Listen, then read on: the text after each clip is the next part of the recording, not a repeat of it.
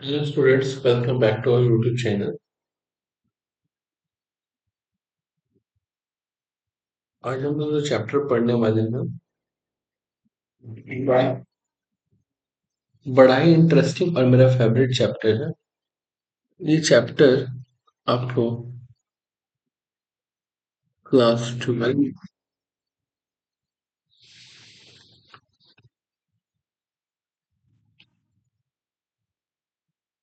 Class 12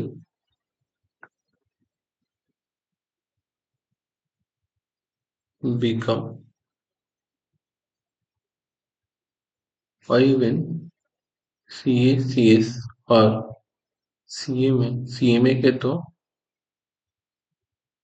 inter group 2 में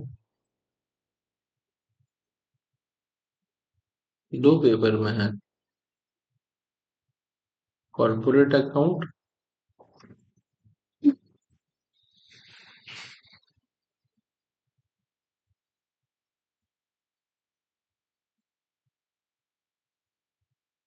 and FM financial.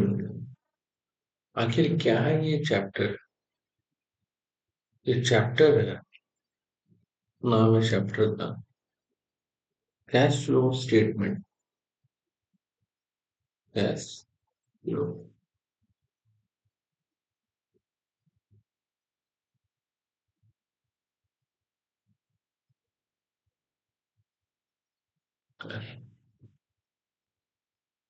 Before starting this chapter, let me few things clear first कि आपको इस chapter को पढ़ते वक्त सबसे पहला चीज नोट्स, ठीक है।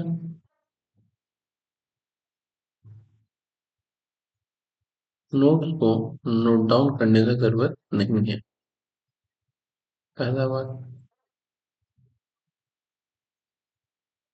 दूसरा चीज, ये नोट्स आपको हमारे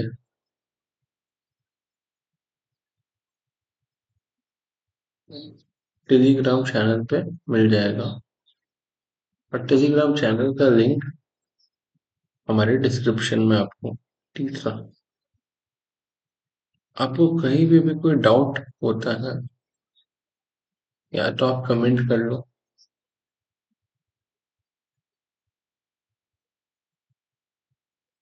और या तो आप व्हाट्सएप कर लो इस नंबर पे।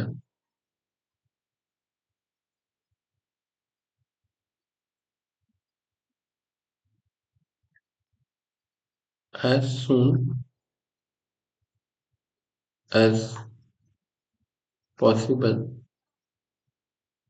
हम आपकी प्रॉब्लम को सॉल्व करेंगे, ठीक है। तो ये चीज तो आपके समझ में आ गई। अब नेक्स्ट,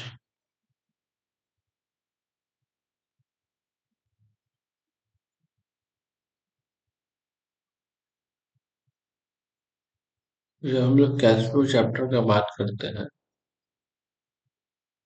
तो कैश फ्लो को हम लोग दो पार्ट में समराइज करते हैं। एक है डायरेक्ट मेथड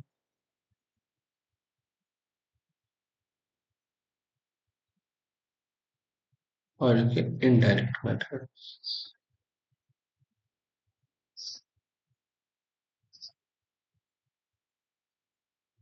ठीक है।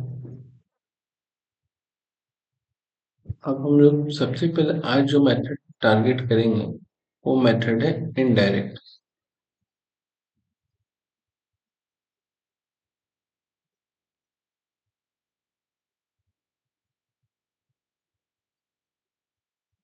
क्योंकि एग्जाम में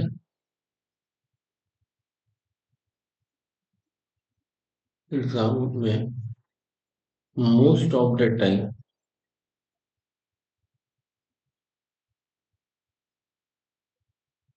इस मेथड से ही क्वेश्चन आता है। तो दूसरा ऐसे, इस मेथड को समझने के लिए आपको इस मेथड को समझने के लिए आपको बहुत सारे कंसेप्ट्स को पहले अंडरस्टैंड करना पड़ेगा।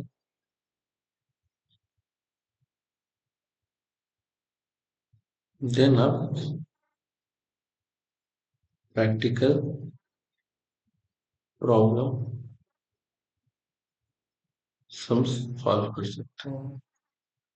ठीक है, तो कंसेप्ट को अंडरस्टैंड करने के लिए आज का क्लास हम लोग फर्स्ट क्लास सीखेंगे। एक बार हम लोग कंसेप्ट अच्छे से समझ जाएंगे, फिर प्रॉब्लम हम सॉल्व करने में उतनी तकलीफ नहीं आएगी। और कंसेप्ट अंडरस्टैंड करने का ही क्लास बहुत बड़ा होगा। ठीक है,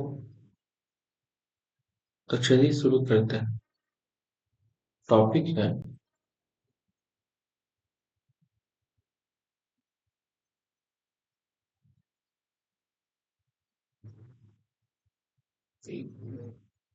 what is cash flow.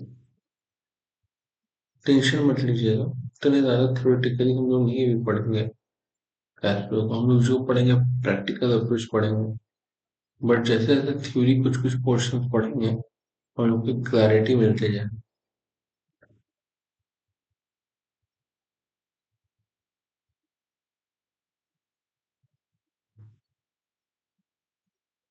It is an it is a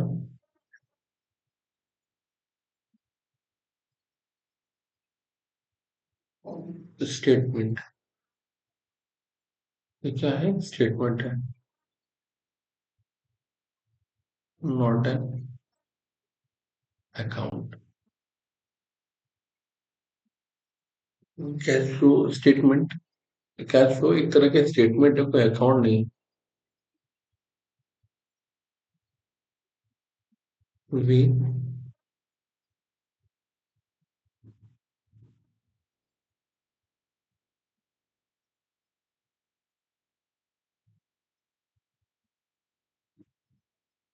represent, or you can say record,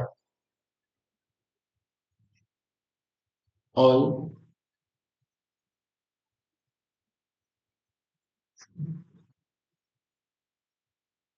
monitoring economical transaction in this statement. We record all the monetary transaction in this statement. Monetary का मतलब तो आप बहुत अच्छे से समझते हो।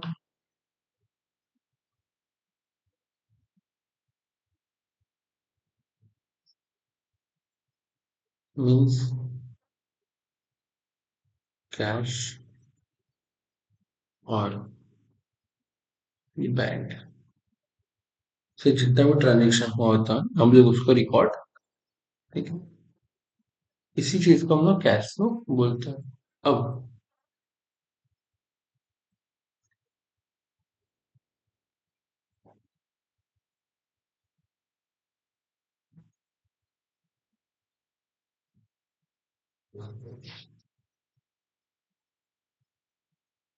while repairing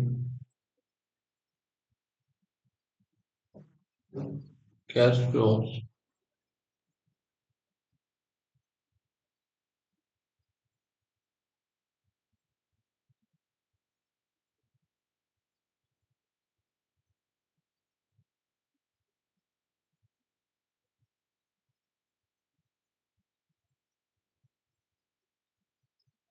we record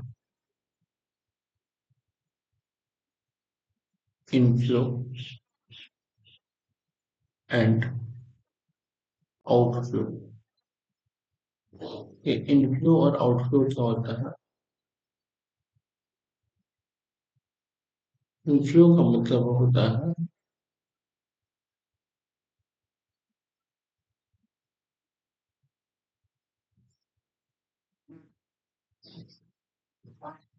कहाँ कहाँ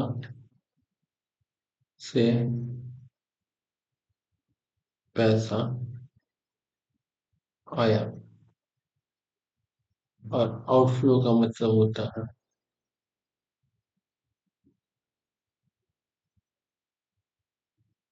कहाँ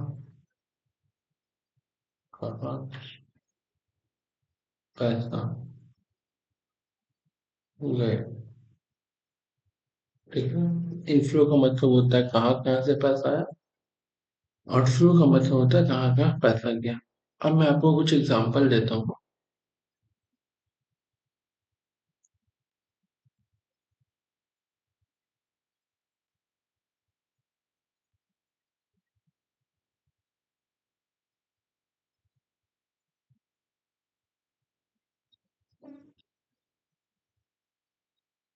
इनफ्लो का एग्जांपल है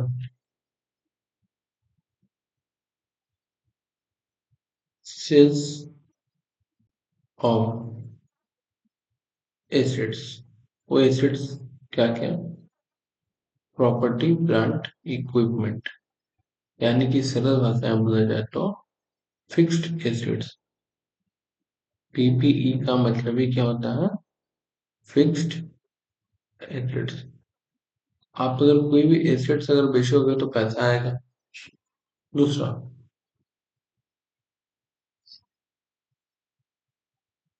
इश्यू ऑफ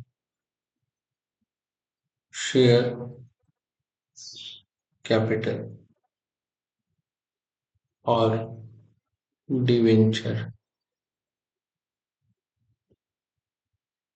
जब मैं इश्यू ऑफ शेयर कैपिटल बोलता हूँ तो शेयर कैपिटल में दोनों शेयर कैपिटल आता है, equity share, preference share capital. तीसरा, raise of loan.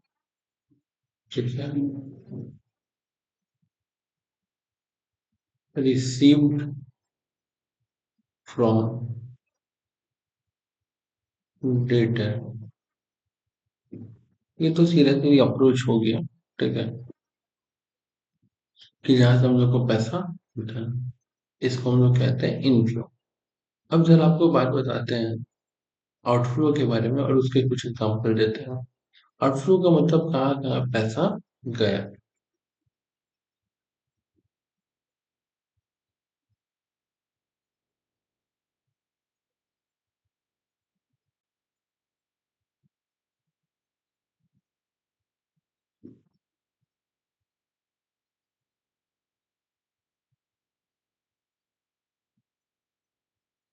Purchase of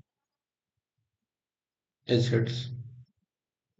ठीक है। यानी कि वही property plant equipment fixed assets. Redemption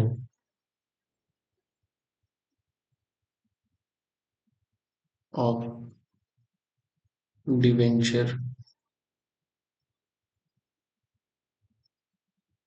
और प्रेफरेंस शेयर कैपिटल।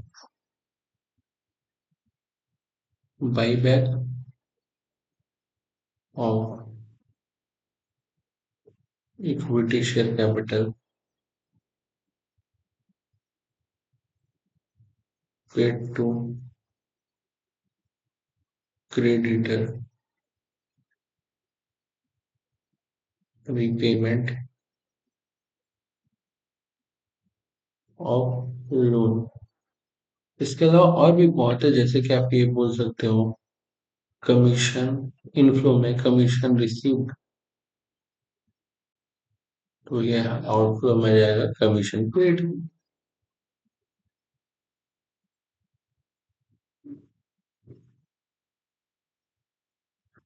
जैसे यहाँ पे आपका आ सकता है इंटरेस्ट रिसीव्ड या डिविडेंड रिसीव्ड।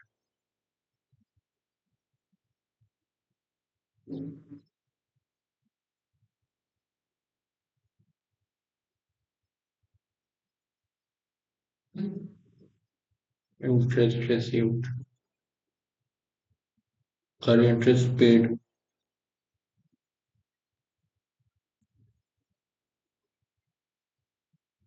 और डिविडेंड पेड। तो ये सारा कुछ आपका इनफ्लो और आउटफ्लो है, जिससे ये साफ साफ पता चल रहा है कि पैसा आ रहा है और पैसा जा रहा है। ठीक है। अब नेक्स्ट चीज,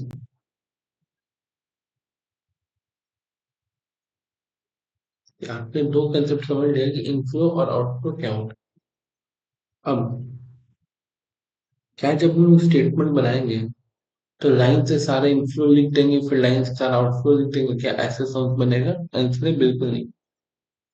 जैसा कि मैंने पहले डिस्कस किया था कि आज हम लोग इनडायरेक्ट मेथड के कंसेप्ट पर फोकस करेंगे, और अभी तक आप लोगों को मैंने पहला दो कंसेप्ट दे दिया है, इनफ्लो और आउटफ्लो किसको कहते हैं। तो जब हम लोग के एग्जाम में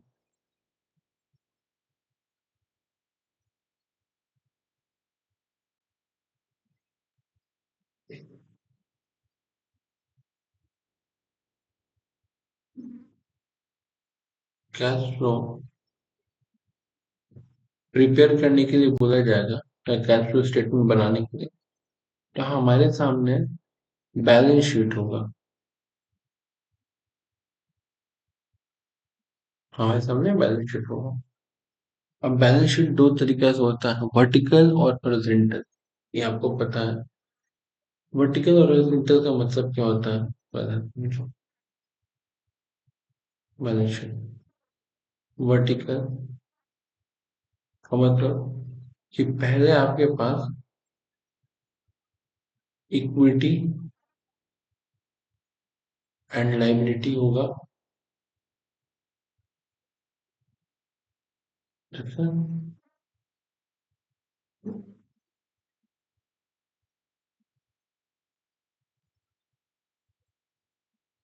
जिसमें for example equity share capital, ठीक है, preference share capital,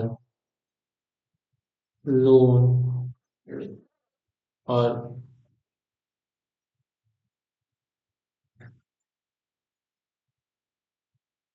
current liability आता होगा। एग्जांपल के लिए मैं कंप्लीट फॉर्मेट नहीं बना रहा हूँ फिलहाल, मैं आपको बता रहा हूँ कि एक ऐसा फॉर्मेट होता है और एक होता है एसेट्स का, जहाँ आपके पास फिक्स एसेट्स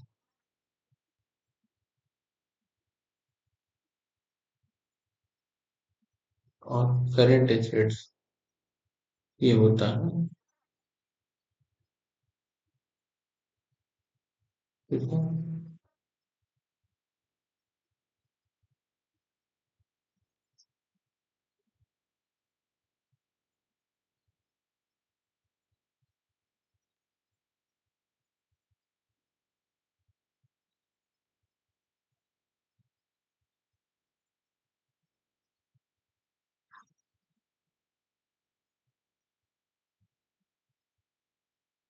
ये होता है हम लोग का वर्टिकल फॉर्मेट। अब बात करते हैं जरा हॉरिजॉन्टल फॉर्मेट के बारे में।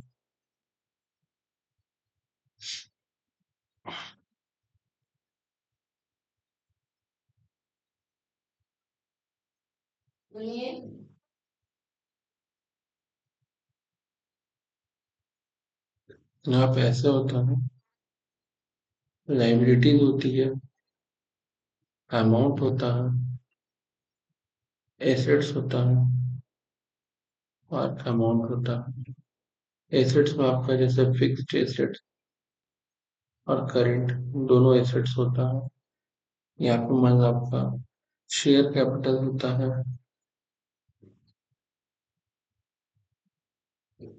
और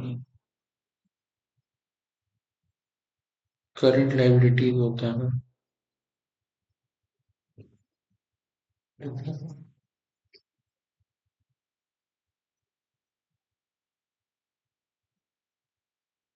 तो पहले आप ये सब समझने का कोशिश करो कि वर्टिकली और हॉरिजॉन्टल कोई भी फॉर्मेट एग्जाम में है, हमको घबराना नहीं है। क्यों नहीं घबराना है, चलो समझो। वर्टिकल में क्या हो रहा है कि इक्विटी शेयर लायबिलिटी के जस्ट नीचे, ठीक है, फिक्स एसेट्स और करंट एसेट्स लिख दे रहा है। हॉरिजॉन्टल में क्या हो रहा है कि लाइबिलिटी के बगल में एसेट्स लिखा है, बाकी दोनों में इंफॉर्मेशन सेम ही रहेगा। ठीक है, दोनों में इंफॉर्मेशन सेम ही होगा। और बैलेंस शीट का जो सबसे एसेंशियल फीचर क्या है, बैलेंस शीट का सबसे एसेंशियल फीचर्स ये है कि लाइबिलिटी का टोटल और एसेट्स का टोटल हमेशा क्या करता है, मैच करता है। वो यहाँ पे भी मैच करेगा और यहाँ पे भी मैच करेगा। मतलब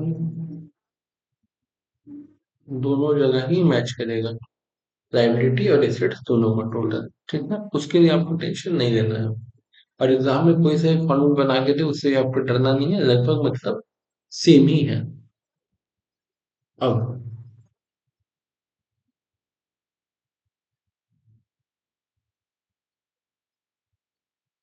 मैं एक कंप्लीट बैलेंस शीट बनाने जा रहा हूँ।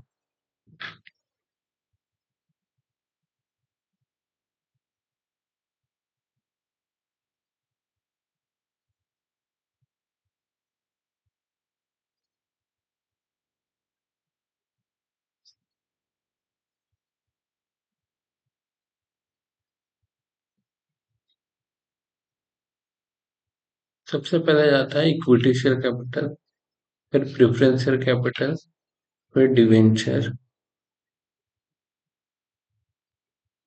फिर long term loan,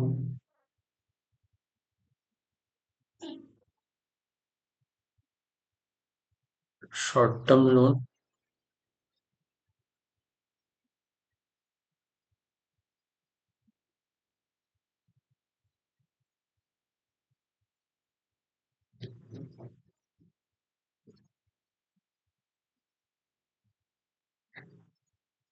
bank overdraft,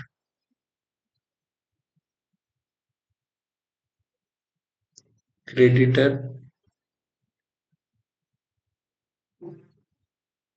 bills payable,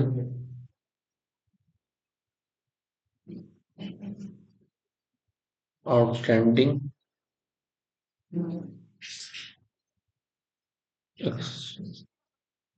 pencil,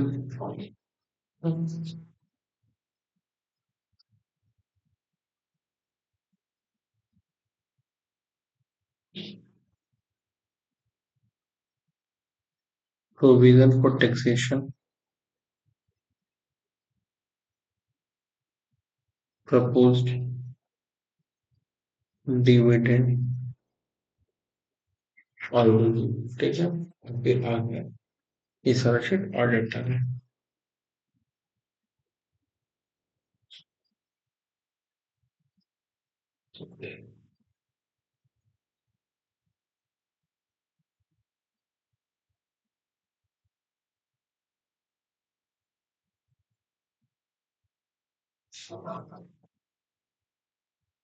provision for depreciation,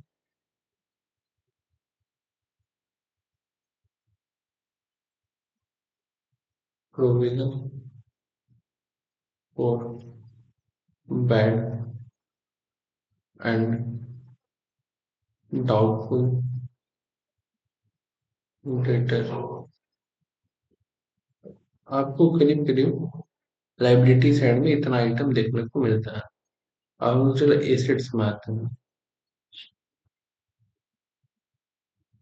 assets में क्या क्या होता है, land and building,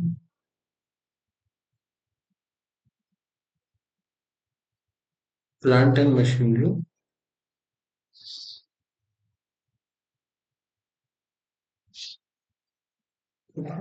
fixed,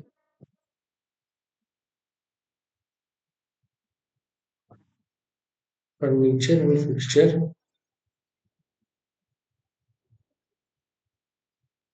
furniture and fixture,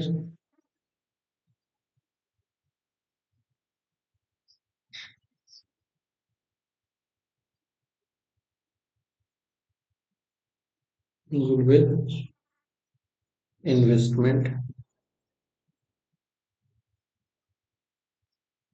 trademark,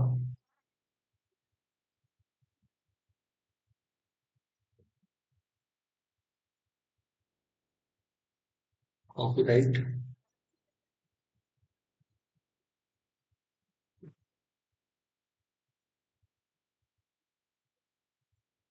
stock या इन्वेंट्री भी उसको बोलते हैं।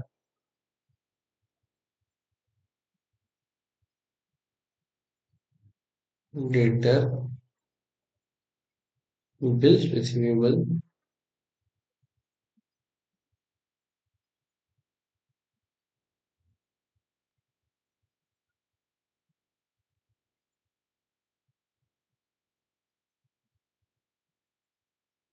Prepaid expenses,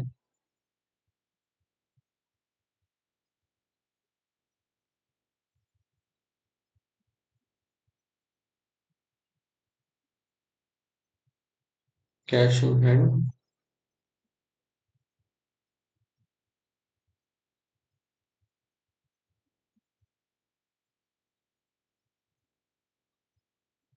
cash at bank,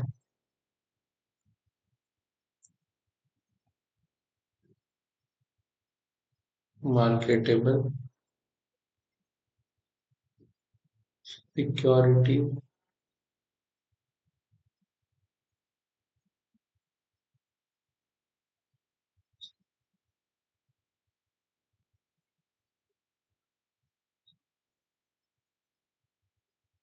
outstanding, accrued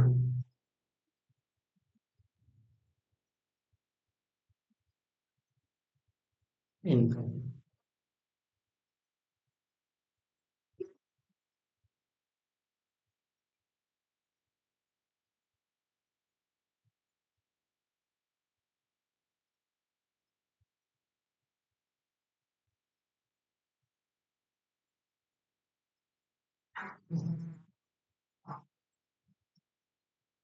इससे ज्यादा कुछ नहीं आता है।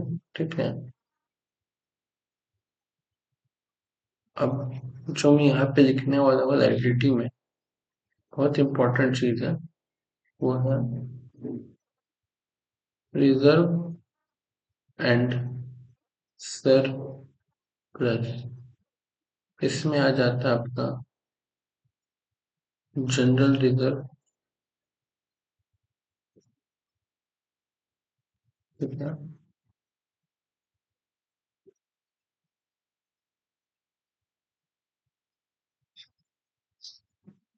Securities premium,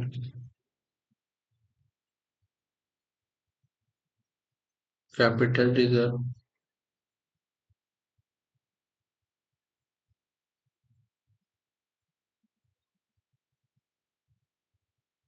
profit and loss,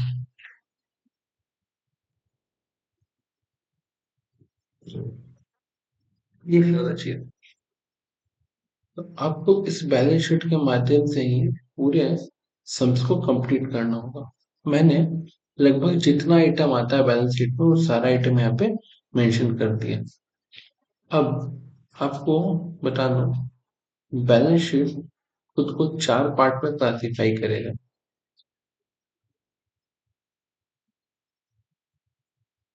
जो बैलेंस शीट है उसको चार पार्ट में क्लासिफाई करेगा। पहले क्या क्या चीज, करेंट एसेट्स, फिक्स्ड एसेट्स, ठीक है,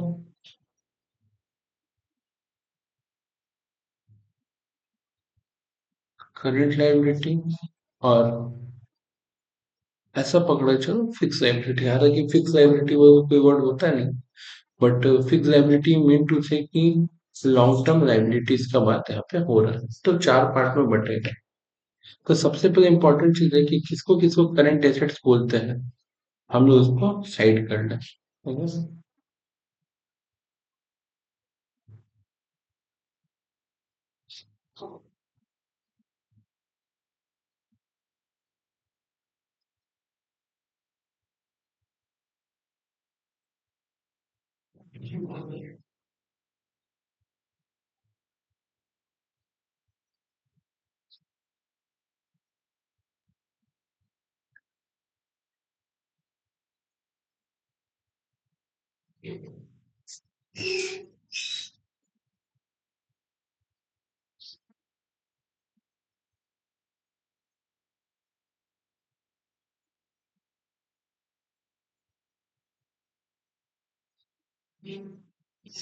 तो ग्रीन कलर मार्क सबसे पहले आपको करंट एसेट्स बताया। तो क्या क्या होता है current assets?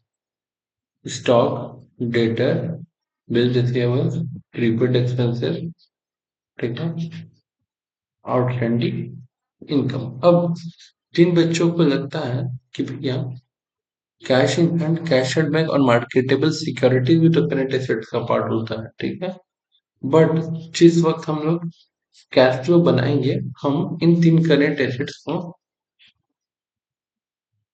Even this are current assets, we ignore it while calculating current assets। इसका मतलब क्या है कि हालांकि तीनों करंट एसेट्स ही हैं, बट जब हम लोग कैश फ्लो बनाते रहेंगे तो उस वक्त हम लोग जब करंट एसेट्स को कैलकुलेट करेंगे तो इस तीन चीज को इग्नोर करेंगे। तो ये मेरा हो गया। अब next,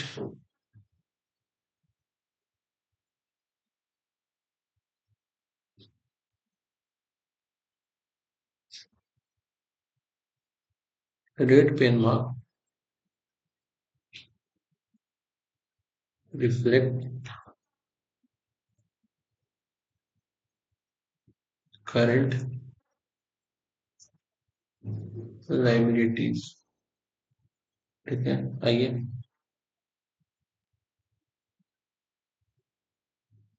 credit bill payable, outstanding expenses,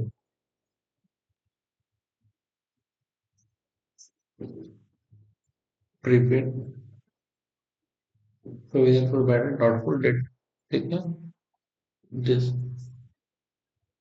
ये मेरा होता है। ये दिक्कत, तो सेम चीज है। आप इन तीनों को भी क्या मान सकते हो? This three are may be in list of current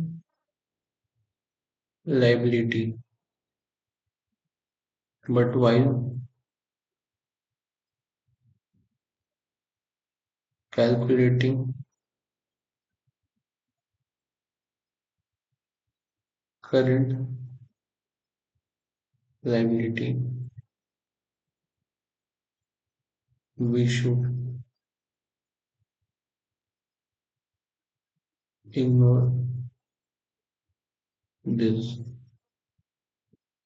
हो सकता है कि ये तीनों करंट लायबिलिटी में आपके अकॉर्डिंग आता है और मेरे भी अकॉर्डिंग आता है, लेकिन जो हम लोग करंट लायबिलिटी निकालेंगे तो हमको इसको इग्नोर करना है। जिन चीजों को मैंने टिक करने को बोला वो टिक होगा, ठीक है। अब जाते हैं।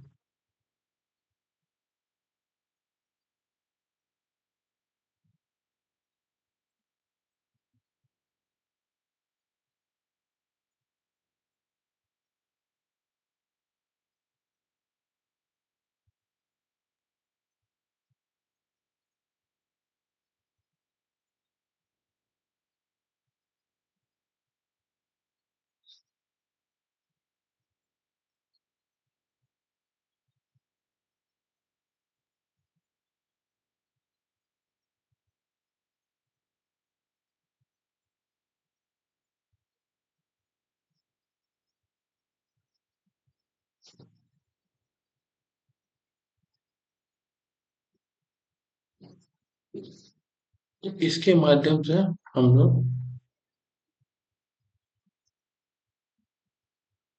वर्किंग कैपिटल निकालेंगे और देखेंगे कि वर्किंग कैपिटल इंक्रीज है या डिक्रीज है। ठीक है, तो पहले इस पार्ट को समझ लेते हैं। और ये वर्किंग कैपिटल हम लोग के ऑपरेटिंग एक्टिविटीज में आएगा। तो ऑपरेटिंग एक्टिविटीज को बताने से पहले हम आपको ये कंसेप्ट समझा दें कैसे हो।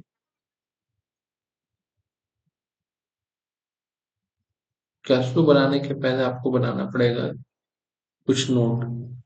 Note number 1। ठीक है,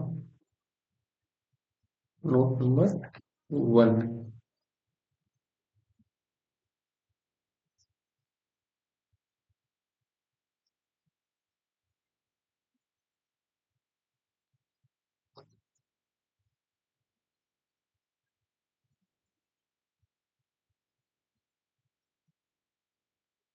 आपको लाइन से सारा करंट एसेट्स लिख देना है। ठीक है, जैसे एग्जांपल के लिए debtor, stock, prepaid, expense, bills receivable,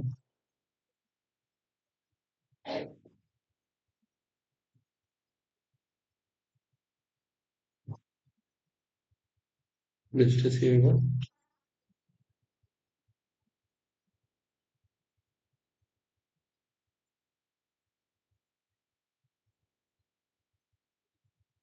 एक रूट इनकम। ये सारा चीज आपको लिख देना लाइन से।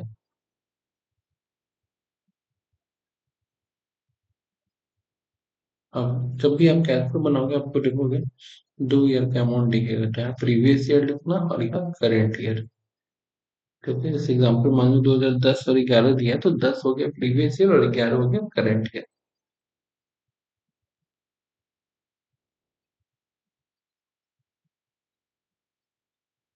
फिर दोनों का टोटल करना।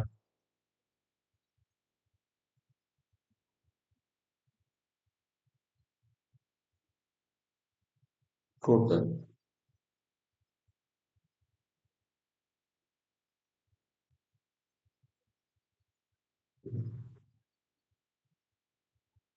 जुड़ता।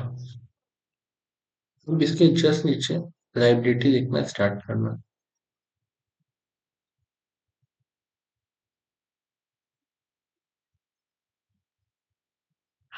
और यहाँ पे भी प्रीवियस ईयर और करेंट ईयर दो अमाउंट आएगा। पहला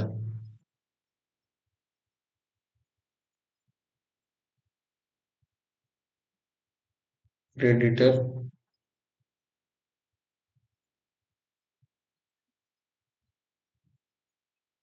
बिल्स पेबल,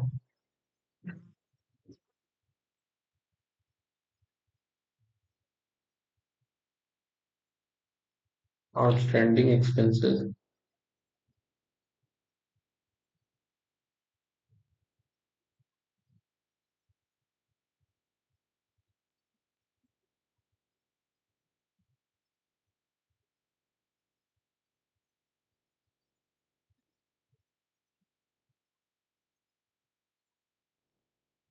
प्रीपेड इनकम।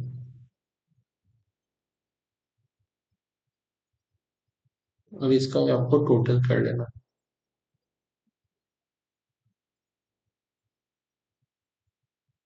उसके बाद आप यहाँ पे लिख देगा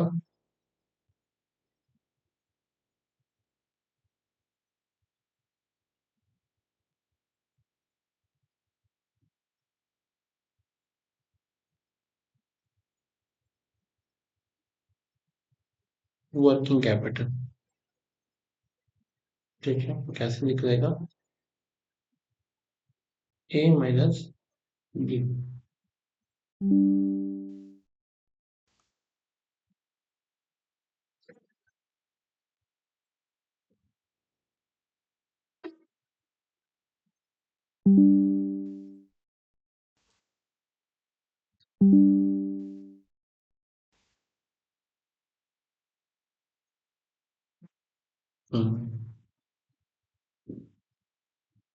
तो आपका यहाँ पे जो टोटल आया होगा और यहाँ जो टोटल आएगा दोनों को माइनस करेंगे। अब यहाँ पे भी आपका एक अमाउंट आ जाएगा, यहाँ पे भी एक अमाउंट आ जाएगा। तो आपको अपने इस अमाउंट से इस अमाउंट को कंपेयर करना है।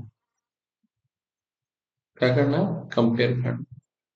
तो जब आप कंपेयर करोगे एग्जांपल के लिए,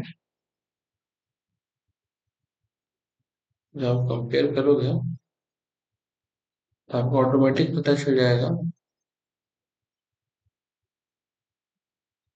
इंक्रीज इन वर्किंग कैपिटल हुआ या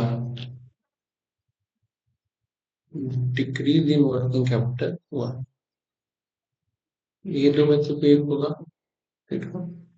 इंक्रीज इन वर्किंग कैपिटल का मतलब क्या होता है कि वह ध्यान से समझना कि आपका जो प्रीवियस ईयर वाला अमाउंट होगा, यहाँ मैं सामने लिखता हूँ, आपका जो प्रीवियस ईयर वाला वर्किंग कैपिटल होगा वो कम होगा करंट ईयर वाले से। आपको ये बात एग्जाम में नहीं लिखनी है, आपके समझने के लिए है। तो अगर मान लो आपका प्रीवियस ईयर में आ रहा है 10,000 और करंट ईयर में आ रहा है 12,000, तो यानी कि आपका 2,000 से क्या हो जाएगा? इंक्रीज। ठीक है। तो इंक्रीज इन वर्किंग कैपिटल। लेकिन अगर मान लो आपका प्रीवियस ईयर वाला, ठीक है, करंट ईयर वाले से बड़ा है, एग्जाम्पल यहाँ पे आ रहा है 12,000, यहाँ आ रहा है 12,000 और यहाँ आ रहा है 10,000। ठीक है। तो आपका डिक्रीज इन वर्किंग कैपिटल यहाँ, तो ये दोनों नहीं आएगा, या तो इंक्रीज होगा या तो डिक्रीज होगा। तो पहला स्टेप आप लोगों ने पार कर लिया, बड़ा ही सरल। ठीक है। आपने एक और चीज सीख ली। Next,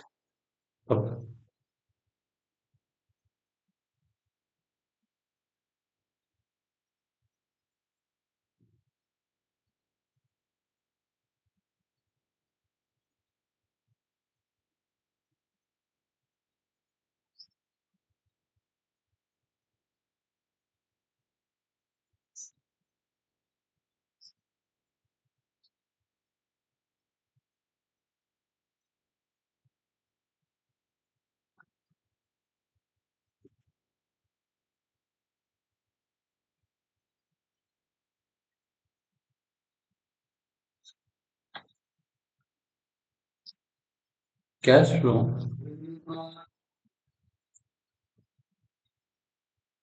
classifying into four groups.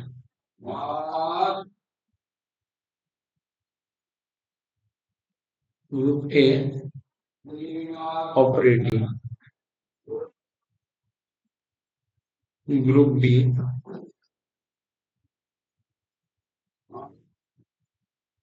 investing. Group C, financing. और ग्रुप डी, चार ग्रुप है। Cash and cash equivalent. ठीक है। अभी कैश एंड कैश इक्विवेलेंट क्या होता है, और ऑपरेटिंग क्या है, इन्वेस्टिंग क्या, फाइनेंसिंग क्या है। तो सबसे पहले हम बात करेंगे कैश एंड कैश इक्विवेलेंट के बारे में। मैंने आपको बताया था कि जब भी आप कैश फ्लो बनाओगे आपको कुछ नोट बनाना पड़ेगा। आपने नोट नंबर 1 देखा और आप नोट नंबर 2 पे ध्यान दें। नोट नंबर 2 क्या चीज का बनता है?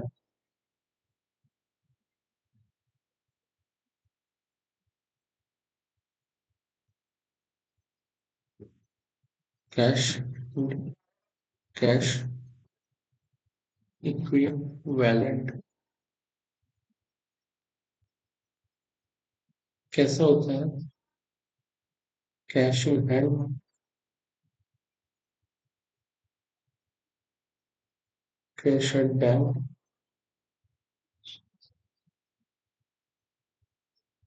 Marketable security, bank overdraft.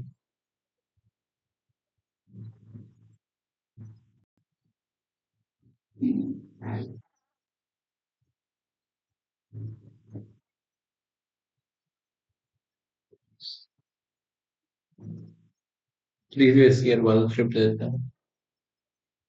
ठीक है, तो ये मेरा क्या जाता है, cash, cash equivalent at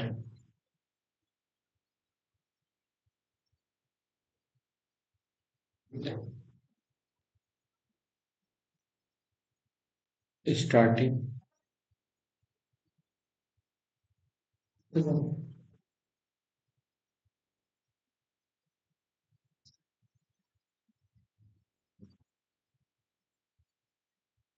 starting of beginning. ठीक है, हो गया।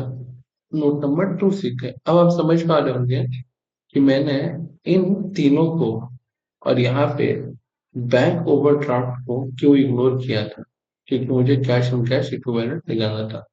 वर्किंग नोट 1 वर्किंग नोट 2 आ गया आपका। अब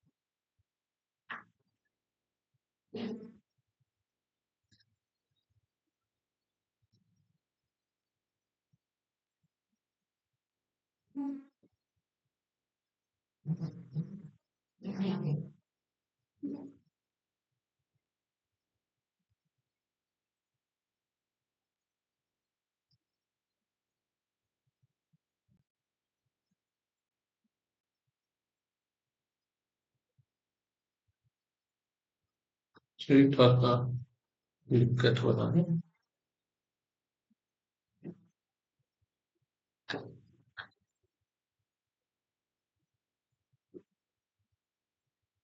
और बार बार एक ही मिस्टेक हो रहा है।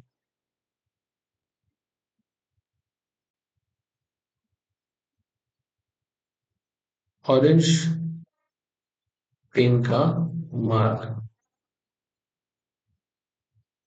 रिफ्लेक्ट करेगा ऑपरेटिंग आइटम्स को।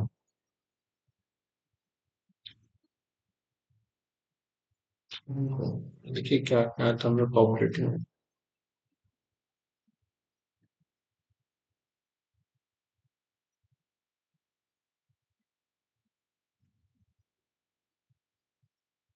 ये तीन चीज यहाँ से, यहाँ था हमारा ऑपरेटिंग पे दिक्कत। और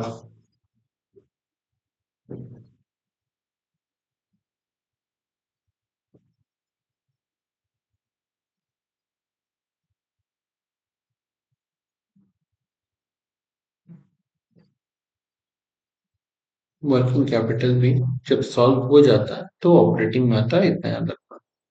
नेक्स्ट,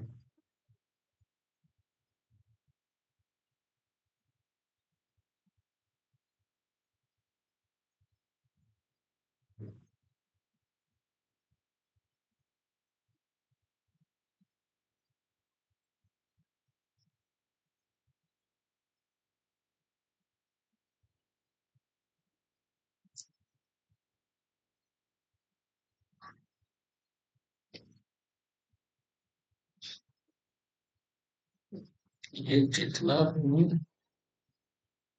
फिक्स एसेट्स है, जितना भी आपको ये फिक्स एसेट्स दिख रहा है,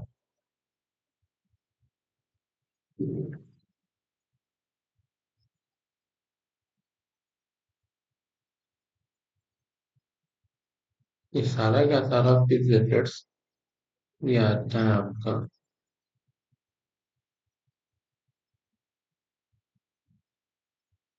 ये सारा का सारा फिक्स एसेट्स आपका आता है इन्वेस्टिंग एक्टिविटी में। कहाँ आता है, इन्वेस्टिंग एक्टिविटी में। अगर ये बाई एंड सेल हुआ है तो, अगर ये सारा का सारा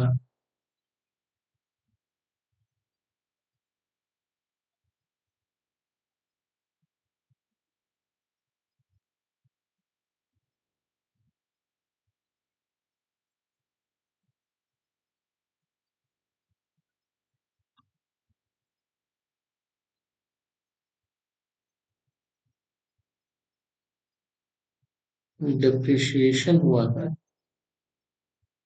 और अगर राइट ऑफ यानी कि amortization हुआ है, तब तो ये आता है आपका ऑपरेटिंग। कितना आता है? Operating activity. खाली आपने थोड़ा बात याद रखें, सभी के साथ था ऑपरेटिंग। अब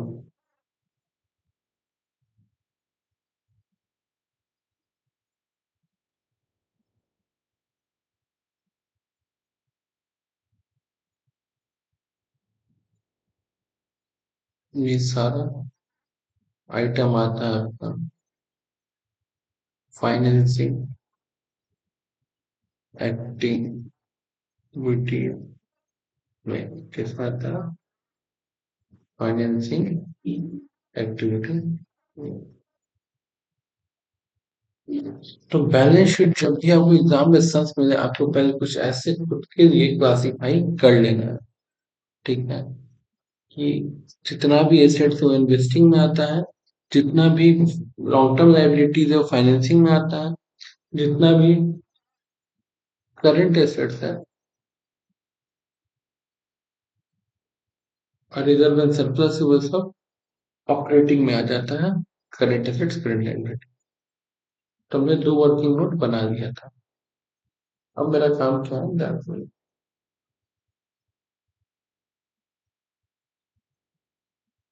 तो ऑपरेटिंग के बारे में भी हमने समझा, पहला ग्रुप, दूसरा इन्वेस्टिंग, तीसरा फाइनेंसिंग और चौथा कैश एंड कैश इक्विवेलेंट के बारे में हमने समझा। अब कैसे बनता है कैश फ्लो?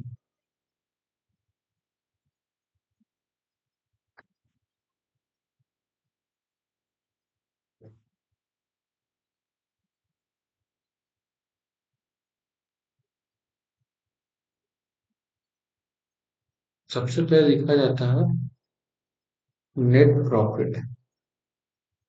ठीक है, फिर उसमें ऐड किया जाता है ट्रांसफर टू रिजर्व। फिर उसमें ऐड किया जाता है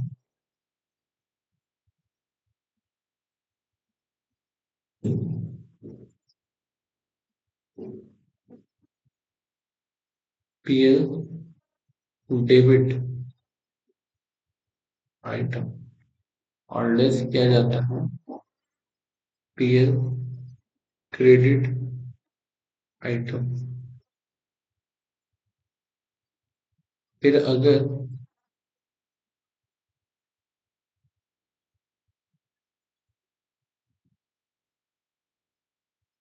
increase in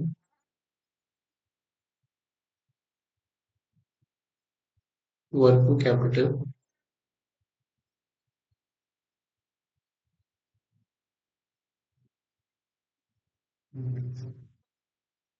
decrease in working capital.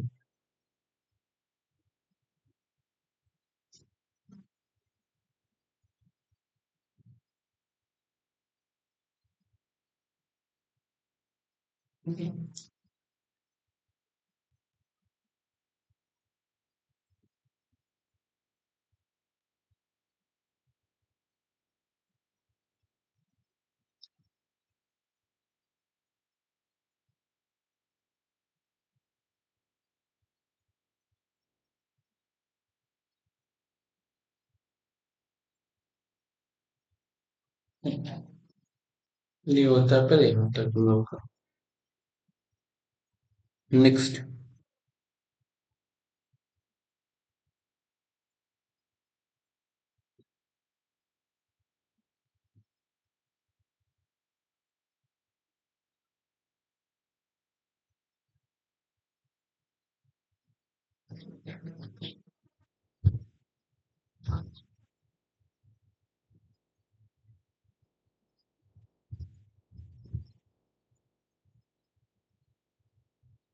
Income tax paid.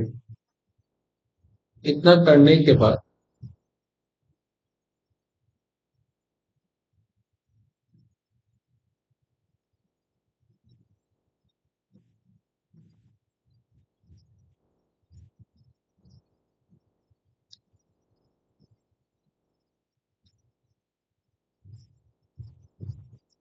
इतना करने के बाद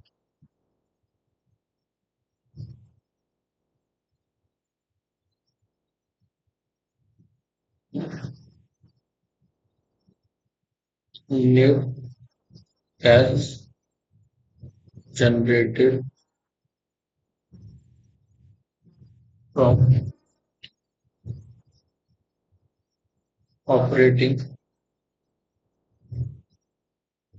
एक्टिविटीज आता क्या था, net cash generated from operating activities. इतना स्टेप करने कल आप लोगों ने यहाँ तक समझा। अब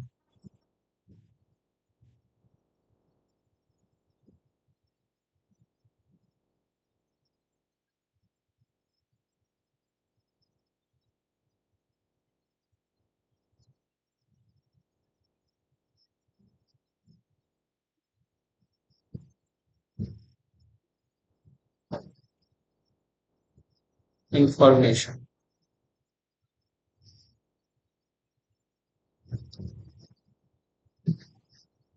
नेट प्रॉफिट और transfer to reserve.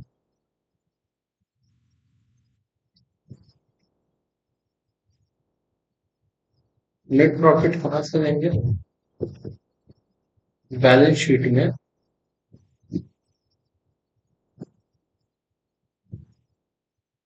Previous year वाला नेट प्रॉफिट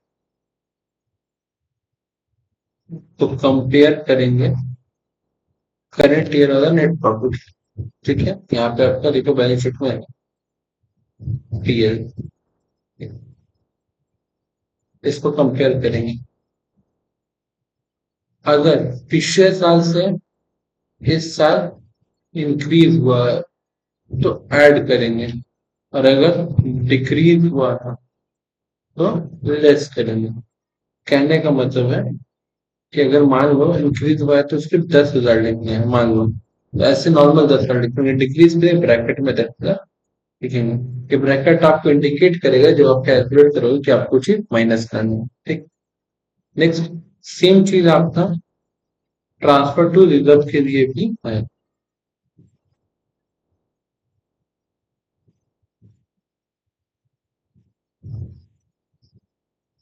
कि जो जनरल रिजर्व है या कैपिटल रिजर्व है, इसका आपको प्रीवियस ईयर से करंट ईयर को कंपेयर करना है और देखना है कि इंक्रीज हो रहा है कि डिक्रीज हो रहा है। ठीक है, सिंपल से। ये तो हो गया पहला। अब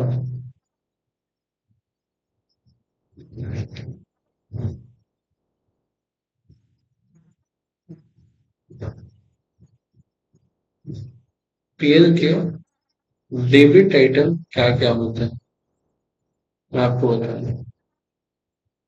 depreciation,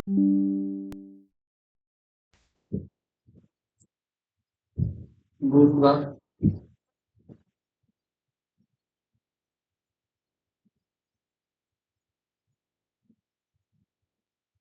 tax, dividend,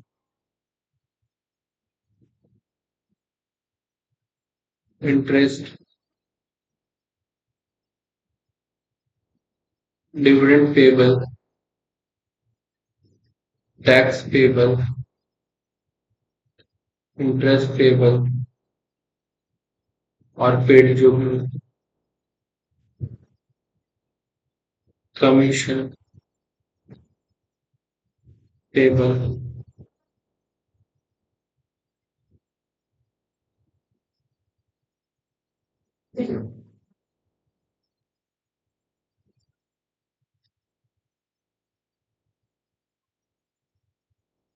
right of कोई भी इंटेंजिबल एसेट। इंटेंजिबल एसेट क्या क्या होता है?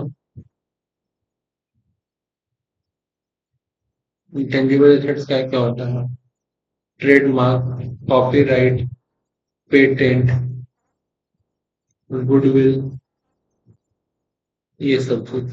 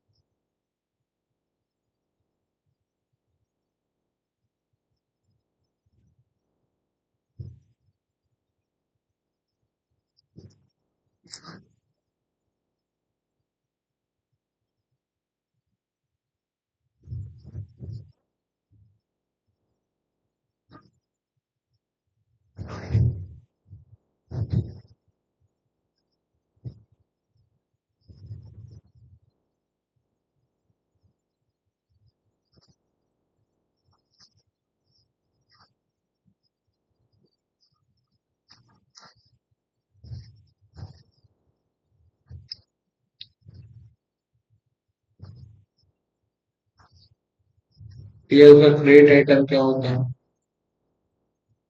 अच्छा, एक सबसे इम्पोर्टेंट आइटम छोड़ गए, loss on sale of fix asset. और यहाँ पे क्या आता है?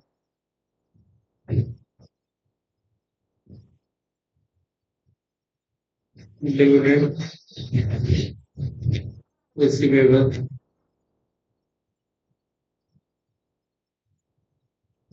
Interest,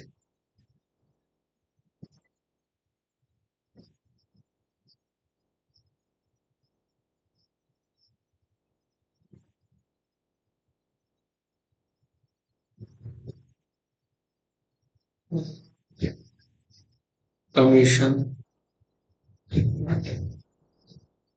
receivable,